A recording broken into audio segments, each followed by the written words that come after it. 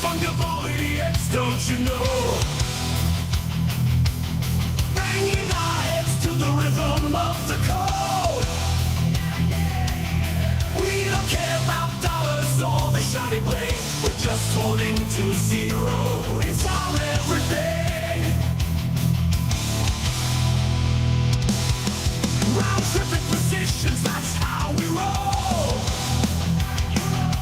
Yes, sir. Here we are again. Guys, never a dull moment here in this space. My goodness, what a day of news here. Maybe even the craziest day we've had this year. I mean it. Yeah, yesterday was yet another milestone here for 2024 in our journey towards wherever it is that we're actually going here. Anyway, good morning, guys. Happy Thursday. Hey, smash the like, give this a thumbs up over on X. Appreciate all the love here. And make sure you're subscribed here to Inside NFTs. Let's get right into it, guys. Starting with the biggest news of the day, the most impactful news of the day. And really, it's a conversation that's just getting started. Yesterday, we heard that OpenSea received a Wells notice, guys, from the SEC. I'm bothered not by the Wells notice. It actually makes a lot of sense to me. More about the conversation around this, people acting shocked, people acting almost offended that this actually happened when, to me, it was a long time coming. So there's the conversation out there that the SEC just declared NFTs are securities, and that's not at all what happened. I think you've seen those tweets, those posts, that kind of engagement farming again. And I do think it's that. I do think it's engagement farming. People, again, making these comments that, all of a sudden art is a security and collectibles are securities. And man, people at all levels are saying exactly this. Even Yatsu weighing in here, and maybe he's just putting this out here to clarify, to help everybody understand why the things he's mentioning, stamps, baseball cards, Magic the Gathering cards, why those are not securities. Maybe he's just helping people understand why it's not the same. But a lot of people are really running with that narrative of OpenSea declares NFT securities. Fam, they're not. It's very specific stuff on that platform. I'm assuming here, right, we have not seen the letter itself, but assuming he's talking about NFTs that generate tokens, NFTs that were sold with the purpose of building a gaming environment. Honestly, I look at something like the other side NFTs. I wonder with those kind of things, and to be honest, there's a lot of those. So I think OpenSea is going to have a little trouble explaining why they've been selling those on their platform when they probably are securities. OpenSea then would be selling unregistered securities. So that's what's really going on here. Again, this is just the start. This is going to unfold here over the next many months, and this could be a multi-year legal battle, and it's going to be an expensive one. It's going to be a bloody one. There will be fallout from it. So we'll certainly keep you updated on this story. We'll always touch the bullet points, the headlines here. We go deeper into this over on Chain Reactor. That is coming up, by the way, at 10 a.m. Eastern Time over on Slam X. I'll give you details about that at the tail end of the show, but certainly there's going to be a lot to talk about regarding NFTs, regarding OpenSea, SEC. Again, very, very dynamic, very big story. Huge, guys. Not a lot of good news really from anywhere in NFTs or crypto here in the past 24 hours. We did get an update on this story of the NFLPA suing DraftKings. We got the dollar amount, guys. Massive, massive lawsuit here. DraftKings being sold for $65 million. And that's because they stopped payment because they ended their NFT program. It doesn't mean you stop paying your partners. So this will be interesting. I'm not a lawyer. I'm no legal expert. Part of me thinks this is a slam dunk, though. You pay your partners. The end. And I'm not going to get into this story really, but I just like to touch on how crazy, how shitty the space can be. CEO of a scammy exchange. Someone went a little stabberson on him. It's a fucked up space, guys. But that's the energy here. Now, okay, this week, up and down in crypto, we could say that at the very least. It's kind of been a roller coaster, but a lot of people were pointing to yesterday as the day where we start finding some new direction. Yesterday was NVIDIA's earnings, and actually they were up 122% rise from this time last year. So actually good second quarter numbers here, guys, but there is some worry, some fear, some concerns about their growth. And that actually has seen a sell-off in the NVIDIA stock, guys. it didn't do what we were hoping it would do. Let's just put it that way. Nvidia stock not looking great. Crypto not really recovering, and we did think that was a catalyst for crypto here. So not great all around in the market. Now today is the Dell earning call. This is interesting. I think we've been waiting to have them declare Bitcoin holdings, and they've not done it yet. But there is great interest from Dell and the CEO, the founder, in Bitcoin. It would not shock me to hear that they've made a substantial investment into Bitcoin. It feels like it's just a matter of time till we get that kind of announcement. So will that be today? All right, looking at the crypto market, and actually, guys, happy to say we are starting to recover, maybe a little. We're back over 60K Bitcoin here. ETH over 2,500. Solana at 145. Actually, Solana, that's our laggard today. But great to see Bitcoin back over 60. Granted, we did bounce up over 60 a couple times in the past few days. Does it hold? I don't know. And truthfully, not sure what the next major catalyst is. I'm assuming at this point it's rate cuts next month. So we may have a few weeks to wait before things really turn around here. Looking at the ETF, starting with Bitcoin, 105 million in outflows yesterday. So 2 days in a row of pretty significant outflows here. And then on the Ethereum side, 5.9 million in inflows. So nice to see Ethereum in the positive. Look at this, guys. It's been probably 2 weeks since we had a day in the positive. It's not much. It's not much, but we'll take it. Taking a look at the NFT market, 11.9 million in cross-chain sales yesterday. Unique sellers down, unique buyers up, total transactions down, trade profits. At this point, I don't even have to tell you. You know where that's going to be. Negative 948,000 yesterday. So we're getting closer and closer to that million in the negative threshold. I hate seeing it there again. That's a number that's just in my head of where I do not want to be. Seems we're heading there, and already this morning, 823,000 in the negative. So trade profits not looking good at all. I think there's a strong correlation with losses. Also, I would say on the flip side with gains, but the price of crypto. I do think it's got an impact on, obviously the value of NFTs. As far as who's moving this market, CryptoPunk's there at the top of the collection rankings. Guys, a bunch of punk sales here. Love to see that.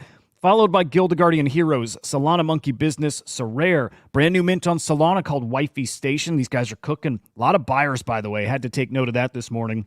We also have the Node Monks, Dogezuki, Mad Lads, OMB, and Autoglyphs, which I will say typically these Autoglyphs that show on the chart on the collection rankings, usually they're loans. So keep that in mind, as are often OMBs. So keep that in mind. Sometimes loans may reflect as sales. Maybe honorable mention here to Bored Ape Yacht Club because of Autoglyphs specifically here. So we'll shout out those guys too. Here's those punk sales fellas. 11 of the top 15 all punk sales. And again, I think this is alone here. So really the entire top 10 is all crypto punks. So it's a great sign, even with things pulling back, even with this, kind of bit of a slowdown, this abrupt halt to that momentum we were building. Punk's still moving. It is a great sign. As are X copies. Another big sale. This is not on par with the other 20, 30, 40 ETH sales we've seen this week, but we'll take a 9.5 ETH sale. Again, shows that people really, really are collecting these X copies. And just use some common sense here. They're collecting now because they don't think they're going to be this price here in the near future. So great to see big X copy sales. Always looking at that. And then are we back? We'll check the index here. 30 days, no. Almost 5.5% down in the past 30 days. Past 60 days now down 11.18%. Just want to peek at the day and 7 days as well. So yeah, in the past 24 hours down 1.5%. Past week actually up. So if there's a silver lining today, it's the weekly view. Okay, we're now gearing up, guys, for the blockchain wars. We've been expecting it. To some degree, this has been bubbling up all year long. But the Sonium blockchain went live yesterday. At least the testnet did. They're going to be a major player. Man, I just hope, maybe this doesn't matter, but I hope they can change this energy. This reminds me of Pepsi and Budweiser and all those big brands coming in with the WAGMI and, WAGMI friends. This. So much that kind of energy here. I think I forgive it because it's Sony. For whatever reason, I want to give them the benefit of the doubt. I hope that energy changes. The product is going to kill. I know it. It's going to be an amazing blockchain. I'm telling you, I think this is something special. We'll keep an eye. Now, Abstract is the one I really think is going to be maybe the top L2. That's hard to believe, maybe with Base and all these other great blockchains. But Abstract has got something special. Call it the Luca Nets and Pudgy Penguin effect. Whatever it is, These guys are doing something special. Yesterday, announcing some details about their tech, about their wallet, and I like everything I heard, guys. No, maybe specifically what I like about them is they're not building a product for the sake of building a product. They're building with the end user in mind, and specifically people outside of crypto. Like, what are your pain points? Why have you not come in? And truthfully, all of that has a lot to do with the tech is confusing. It's hard to use. It's hard to know where to go. Gas fees, all of the above. It's a barrier to entry. These are the things they're addressing and why I'm so bullish on that chain. Guys, sponsored gas, as in free transactions if somebody wants to cover it, like a project, like a product, like the blockchain itself. So love to see that. Guys, no browser extension, signing in with your socials, all those things that we have seen elsewhere, but combine them all together. And knowing that's just the wallet. I think the whole blockchain is going to be packed with really user-friendly tech like that. So very bullish on Abstract Chain. Can't wait for more details from them. I think in about a week here, we're going to get a big spaces going over some of the nitty-gritty here of Abstract. But keep your eyes on that, fam. And again, blockchains and battling for market share. Blast is really trying to change public opinion about them, right? Post-TGE, these guys almost felt like it could be over. Honestly, over. So many people wrecked, so many people disliking that chain and kind of products there. Well, Blast now making this push on the PR front, guys. Now making sure people know you can reach us. Here's the people who work in our ecosystem. Here's how you reach them. But also telling people to tag the Blast account. They're treating the Blast Twitter account like it's customer support. Which is an interesting choice. Also, I like it. I like them being available. And it just shows they really got to fight for that market share because these other great blockchains going to steal that user base, and they may never come back. I'll say that. The Ton chain keeps making news, guys, because it keeps going out. Blocks continue to not be processed here, guys. It happened again yesterday afternoon. I don't know what to tell you as far as what that means. I do think there's something interesting with the timing here of their founder being arrested in France. Maybe tinfoil hat stuff. I know. That's me, though. But in reality, we're hearing that it's actually a token over there called Dogs. I have a hard time with that. Either believing that a single token minting can really cripple your blockchain. I get it. Tokenomics matter. Maybe it's a massive supply. Maybe it's some kind of crazy high volume token. But if your blockchain can't handle a single token minted, why are we using it? Now, you could say the same about Solana from back in the day, so maybe it's just growing pains. I don't know, but that's at least what we're being told is the reason for the performance issues. And, guys, Solana actually has a little news of its own here, too, in the prediction market ecosystem. I love that stuff, guys. It's Polymarket I'm talking about, but on Solana, it's called Drift. So they launched this bet on Drift protocol platform. Guys, volume outpaced Polymarket yesterday, 20 million compared to Polymarket's 12.4 mil. These prediction markets, great place to make money, great place to have fun. We like to check them when there's big events going on, guys. Now we got another place to look at, and it looks like a substantial one. So keep your eyes over on Drift Protocol, guys. Sounds like a great platform. Okay, moving to fungibles. Hey, Runes Protocol just passed 100,000 etched runes. It's a cool milestone. They're so easy to launch. I've probably launched close to 10 runes. Just for the hell of it, just for fun. But that is a significant number. 100,000 in, 4 or 5 months? So adoption is actually happening. We don't see it yet in price action. We don't yet see it in the global market cap for runes. Still pretty darn low at 757 mil. That's across all runes, guys. So not great. Let me kill some tabs because I'm freezing up here. Not great. Also, I feel okay about where we're at so early in the life of the runes. So, what can you say? I don't know. Moving on.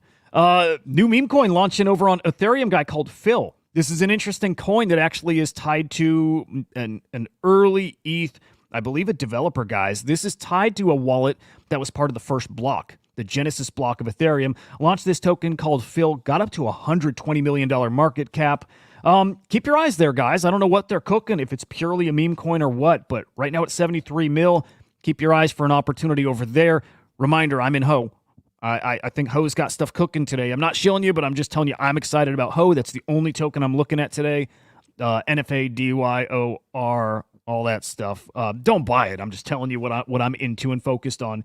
And then happy freaking anniversary to Sam Spratt's Monument game. This was yesterday, and I hope you remember a year ago. Last summer, the start of the bear market felt awful. Truthfully, I think it was a bear market before, but the start of it really starting to feel bad, like bad. We had the Goose NFT, right, from the Ringers collection, sold at Sotheby's or Christie's for like $6 million. This was the other big event of the summer. It was the Monument Game NFT, which players who held Skull or Lucy NFTs got to take part in.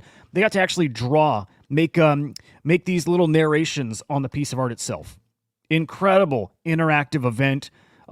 Just incredible art, guys. Just gorgeous. And Sam Spratt is a hell of an artist is an understatement. He's a special kind of artist. And we're very lucky to have him here in this space, making us all look good. Anyway, Chapter 2 is coming up next. What it is, no freaking idea, but I do know it's going to be a big, big deal. I wonder if he'll try growing that user base of people who can participate, or if this is going to remain for Skull or Lucy holders. Very exclusive, very expensive, very valuable. Does he open up a new tier and helps everybody get in and participate? I kind of hope so. Selfishly, I hope so. Anyway, there's your update this morning, guys. Let's get a look at some comments here. Who else joined? Edge made it. Hey, good morning, sir. Good to see you. When this bull run starts, I'm getting... Yeah, I'm with you, man.